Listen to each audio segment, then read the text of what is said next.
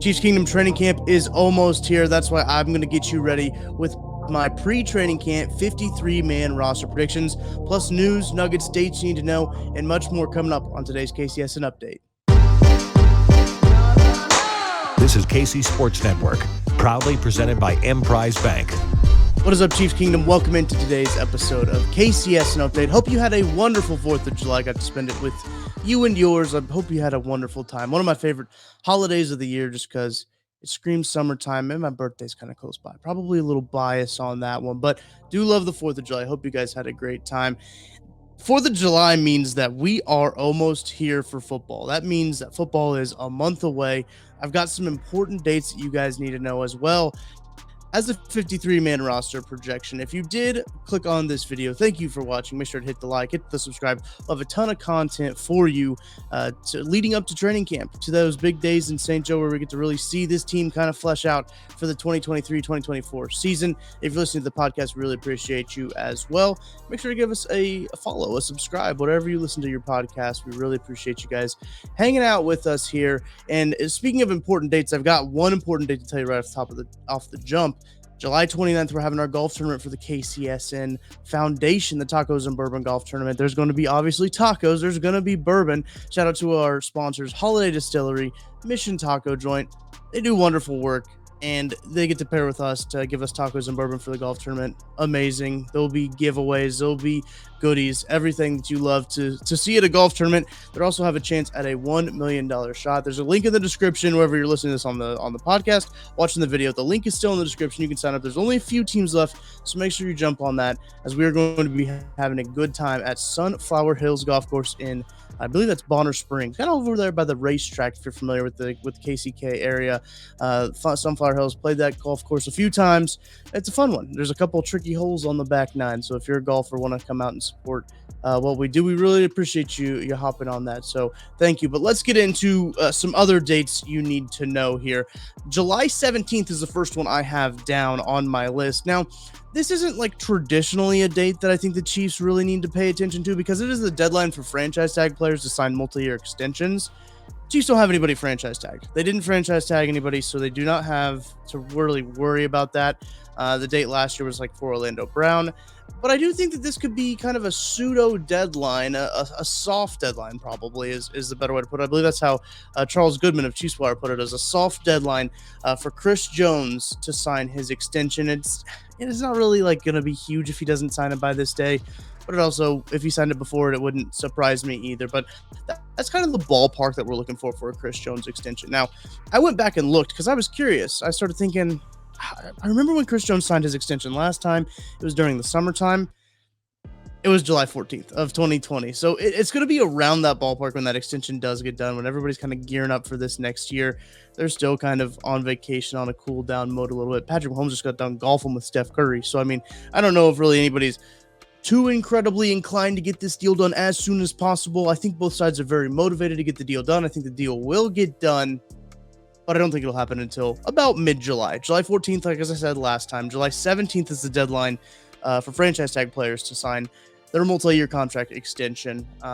Again, that franchise tag does not have anything to do with the Chiefs, but I do think that is a soft deadline for Chris Jones and his extension. Now, just the next day on July 18th, that's when rookies can report to St. Joseph, Missouri for training camp. Listen, if you know me, I love training camp. I love going out there.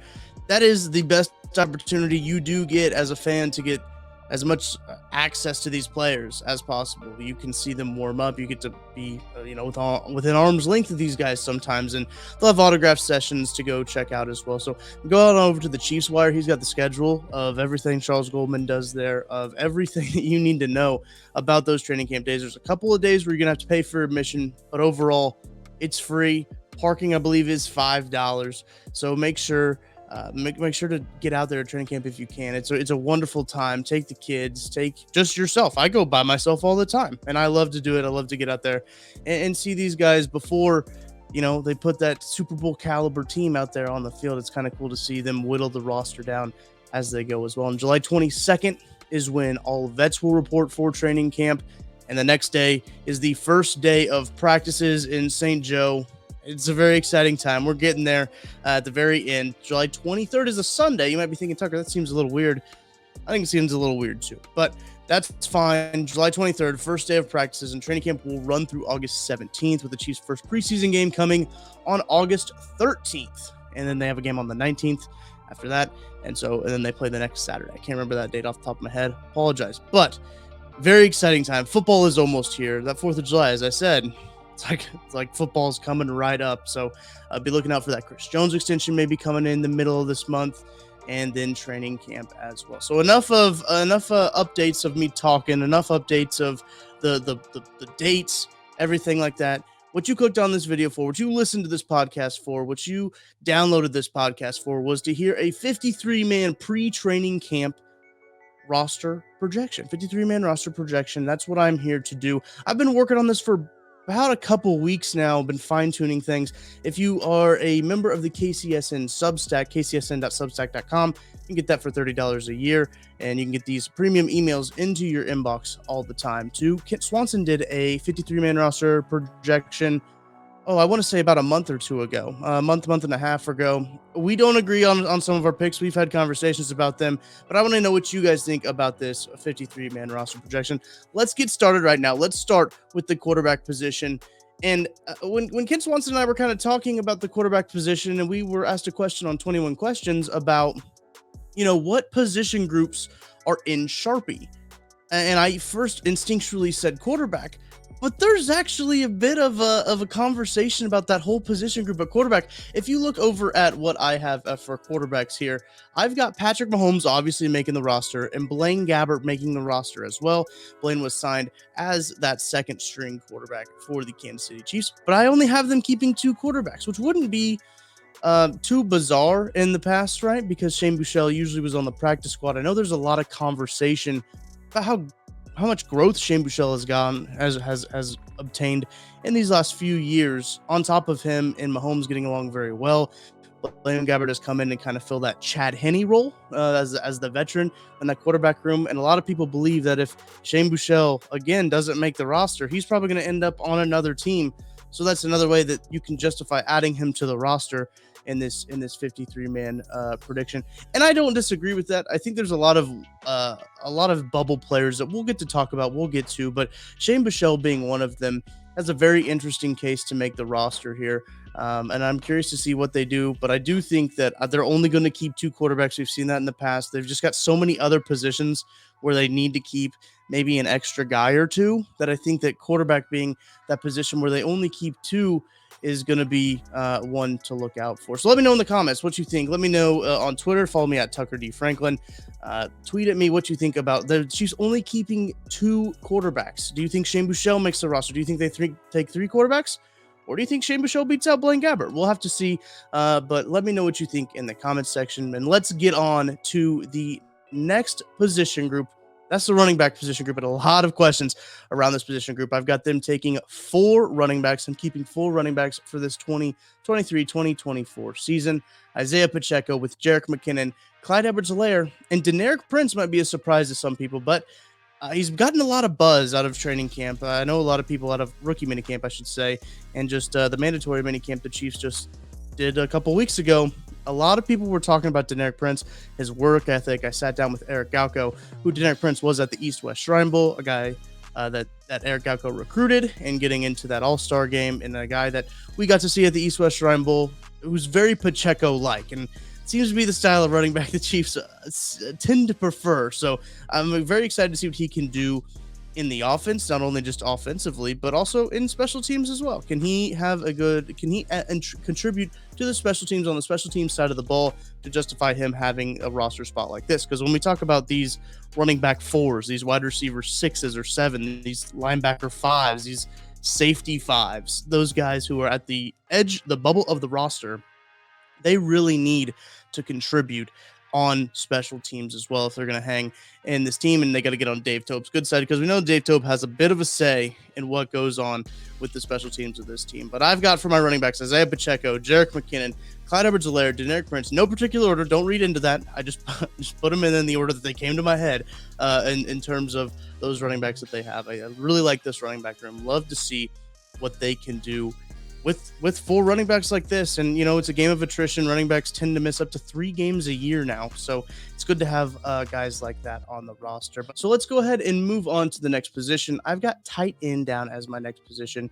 So I've got them keeping 2 quarterbacks. The Chiefs are keeping 2 quarterbacks, Patrick Mahomes, Blaine Gabbert, 4 running backs with Deneric Prince, Isaiah Pacheco, Jerick McKinnon, and Clyde Edwards-Helaire.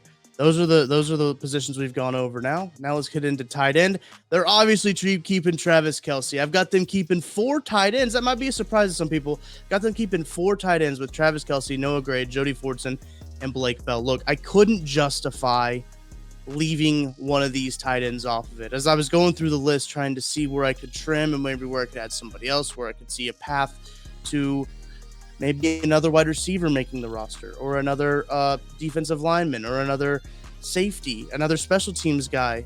I couldn't see leaving off Blake Bell or Noah Gray. Now, the Chiefs don't have a fullback on their roster right now, and I think that they're going to probably still have that fullback role, you could per se, in their offense, and I think that probably will fall on Blake Bell, Noah Gray, and we've seen the Chiefs use so many 13 personnel sets with where they go 3 tight ends, 4 tight end sets. They love to use tight ends. They love what these guys have done for the Chiefs in the past. So I couldn't justify not leaving one of those guys off. Now, would I be surprised if Blake Bell doesn't end up on this roster? I don't know if surprise is the right word. I don't think that would really shock me or surprise me all that much if Blake Bell is the odd man out on this. There's just so many different position groups that you can see. Maybe adding another guy, maybe taking away another guy to add another guy elsewhere. This is one of those positions, but I've got Blake Bell making this team with Jody Fortson, Noah Gray, and Travis Kelce. Let me know what you guys think. I'm curious to what you guys think about the tight end room, because I know it's kind of one of those rooms that is talked about a whole lot in terms of how are you going to get some of these guys, like these wide receivers we're about to go over next, into the team, and that's probably one of the areas that you could shave a spot to get another wide receiver. So let's go ahead and talk about those wide receivers. I've got 6 making the team. I know it's been talked about 7, maybe 6. I think 6 is probably the number that they're going to go with. And I'm sure you guys are all on pins and needles wondering what that 6th wide receiver I have in there. But I've got Marquez Valdez-Scantling, Rashee Rice, Sky Moore, Justin Watson, Kadarius Toney, and that 6th wide receiver that I have is Richie James. Look, and I know a lot of people, Kent Swanson included, has Justin Ross making the roster. Would not be surprised at all if Justin Ross made the roster. The thing that I get held up with Justin Ross is I have not seen him in shoulder pads. It's a point that Kadarius Toney, I was looking at Kadarius Toney's name, a point that Carrington Harrison brought up on one of these KCSN updates. I haven't really seen him in shoulder pads since 2018. So that does worry me a little bit. He does look like he's playing well. Everybody's raving about him. The social team's hyping him up, everything. You get to see the whole hype train with Justin Ross. Would not be shocked if he makes this roster at all. I think Richie James adds a little bit more in the special teams department, as we've seen in the past, and he's done it at the NFL level where he actually plays special teams, punt return, kick return type stuff like that. And even, on kickoff return, punt block, stuff like that. So he could be valuable in that asset as well. And I think, as I mentioned earlier, when you're coming down to wide receiver 6, wide receiver 7, running back 4, these fringe areas, these guys got to be able to play special teams. I'm not saying that Justin Ross can't. I'm saying that Richie James has done it at an NFL level before. He's played special teams at an NFL level. So I'm penciling him in right now. Now, that's a very flexible position. I think you can make a good case for a lot of players on this team right now at wide receiver number 6. I think that there is a very good case for a lot of the wide receivers that we haven't really talked about a whole lot to make this roster. And that's what makes it so fun, right? Going into training camp and not really sure on the wide receiver department. So let me know in the comment section below who you think that wide receiver 6 will be.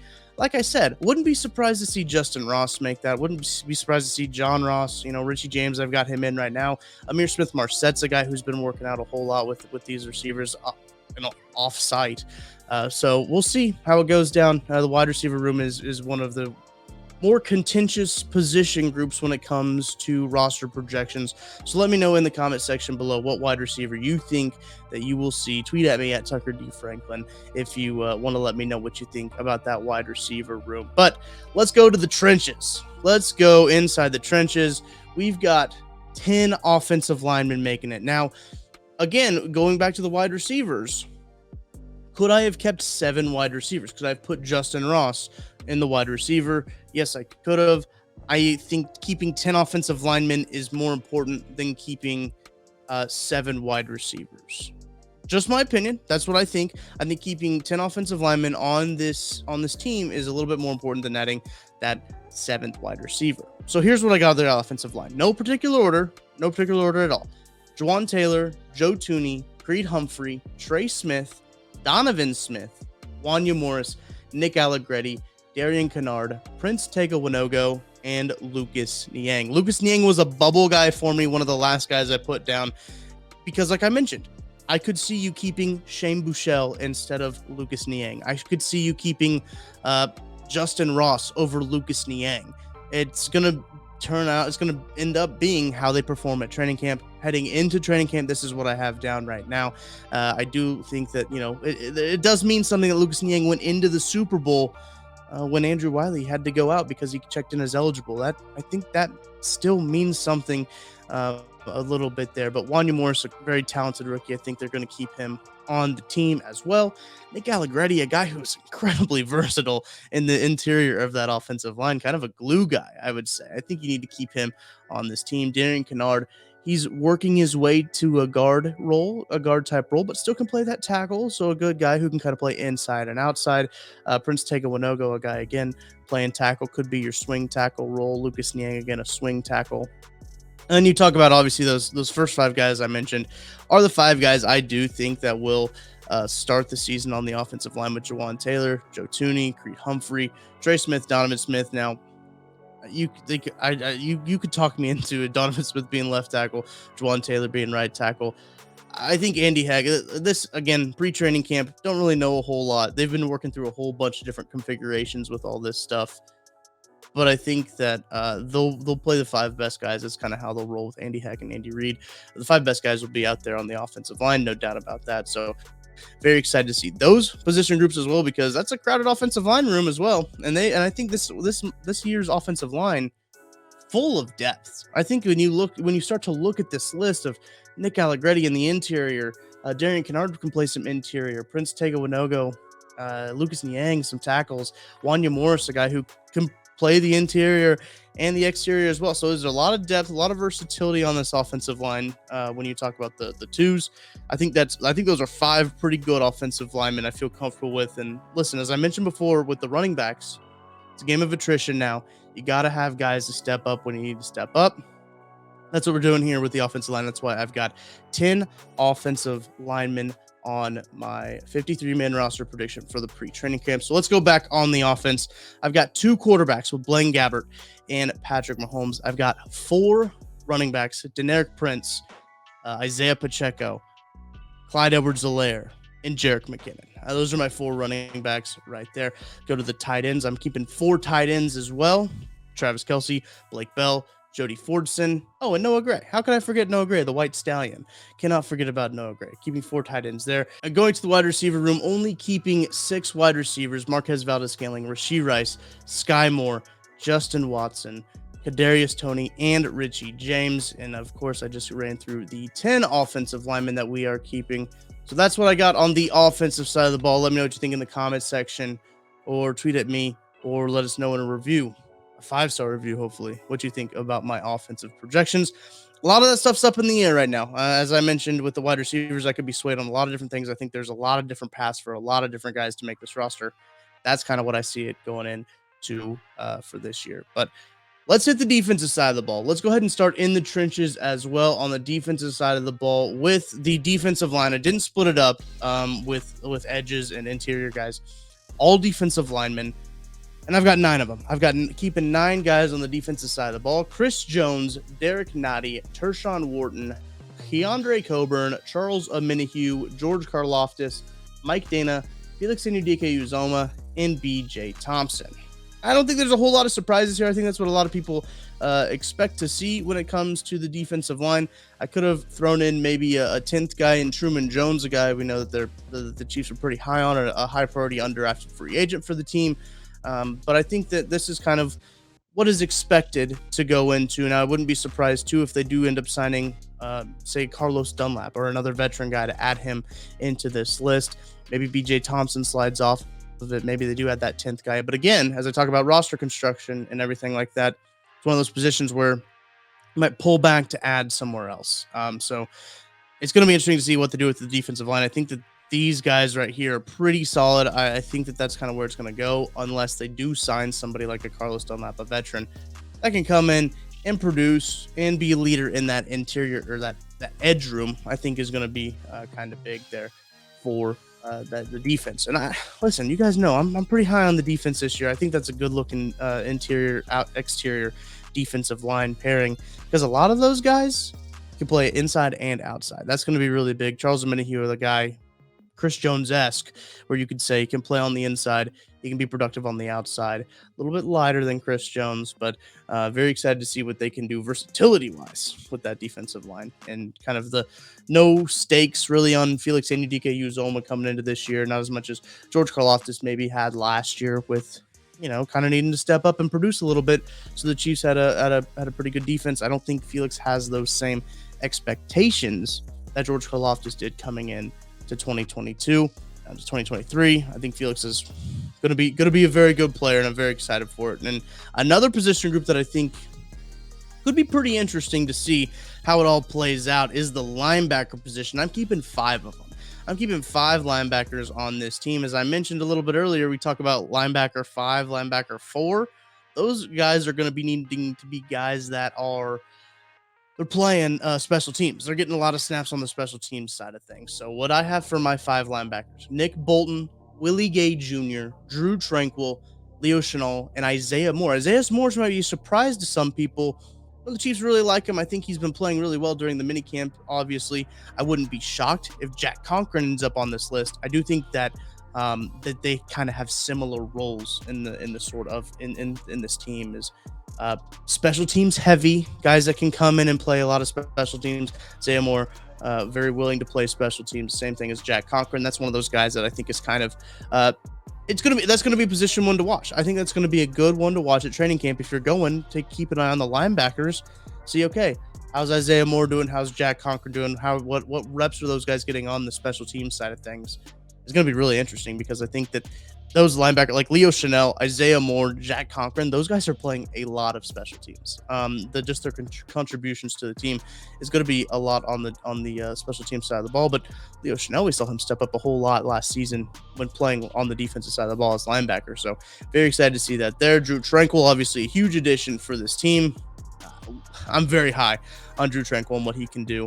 He can blitz, he can cover, he can get sacks, he can stop the run, he can do it all. He can get out there in the flat and cover guys. So very excited to see what he can do in this offense with Nick Bolton and Willie Gay. I think Drew Tranquil's like a mix of Nick Bolton and Willie Gay, and it's kind of crazy to have all those linebackers in. The linebacker room makes me really excited. I think there's a lot of things that can be done with this linebacker room. And let me know what you think in the comment section below about the linebackers and the defensive so far that I've got for you. I've got 5 linebackers, 9 defensive linemen. Now let's get to the cornerback position that we have here on the 53-man roster preview. And I have 5 cornerbacks as well making the roster. Obviously, L'Jarius Sneed, Trent McDuffie, Jalen Watson, Joshua Williams. I know, again, we're getting to a crossroads with that cornerback 5 position being one that is going to be a specialist here. It's going to be a guy who plays a lot on special teams. I'm giving that nod to Nazeed Johnson. Again, Nick Jones could be a guy that I would not be shocked at all if he ends up on this, I want to say opening day roster, right? It's not the baseball term, but first week of the season roster, wouldn't be shocked if he ends up on that final roster. And Nazeed Johnson just has a lot of experience, again, in that special teams role. Could see him playing a lot of special teams. He kind of stepped up a lot too after Chris Lamons was poached off the practice squad from the Cincinnati Bengals. How cruel of them to do. Ken Swanson, not a fan of that move. But again, you're talking about cornerback 5 being a guy where he plays a lot of special teams. That's Nazeed Johnson. That's Nick Jones. I gave Nazeed Johnson the nod for that so far this year. So let's get to the safeties. We're going to wrap up here with some of the defensive backfield. I've got 5 safeties as well: Justin Reed, Brian Cook, Mike Edwards, Deion Bush, and Shamari Connor. Shamari Connor is going to be a guy that I think could play a lot of special teams as well. They talked about him a lot in terms of his special teams abilities. I think that's exciting to see what he can do in the special teams department, especially as a young guy. But you look at the safety room of Justin Reed, Brian Cook, Mike Edwards, Deon Bush, another guy that adds a lot in the special teams, but Mike Edwards, Brian Cook really came on last year. I think Mike Edwards is a good addition to that room, and Justin Reed is obviously the savvy veteran, you could say, in the defensive backfield, the guy that has all the years from all those guys back there. Still pretty young, but a guy who is now that veteran, that presence back there with all of those young guys. A lot of second, third year players going on in the backfield for the Kansas City Chiefs secondary. So let me know what you think about my secondary I've got there. I think there's a couple of pieces, like I mentioned. Shamari Connor could be a guy that could be on the fringe if the Chiefs want to add somebody else on the offensive side of the ball. And of course, when you talk about cornerback 5, linebacker 5, could they only take 4 linebackers, add another corner? Yeah, there's a bunch of different configurations they can do. This is what I see it now as 5, 5, and 5. And I've only got them, I only have them at 9 defensive linemen. I'm taking one from the defense and putting it on the offense. When you're thinking about a 53-man roster, 50 on the offense, 50 on the defense, and 3 specialists, which we'll go ahead and get to now. Not a shock. I think that this might be the least shocking one is a specialist. I've got Tommy Townsend as my punter, Harrison Butker as the kicker, long snapper James Winchester. Probably should have started off the video getting these 3 out of the way because they are very much expected. Obviously, they don't have anybody else on the roster competing for these spots. So those are the 3 specialists. Those are the 53 people that I have on my 53-man roster prediction pre-training camp. So appreciate you guys listening, watching all the way to the end. Let me know what you think in the comments section. We appreciate you sticking with KCS during these summer months. We know it's good. We're almost there. We're almost to actual football content, and we appreciate you guys so greatly for helping us do what we love to do. So I'll be back tomorrow with another episode. So until then, I'll talk to you later.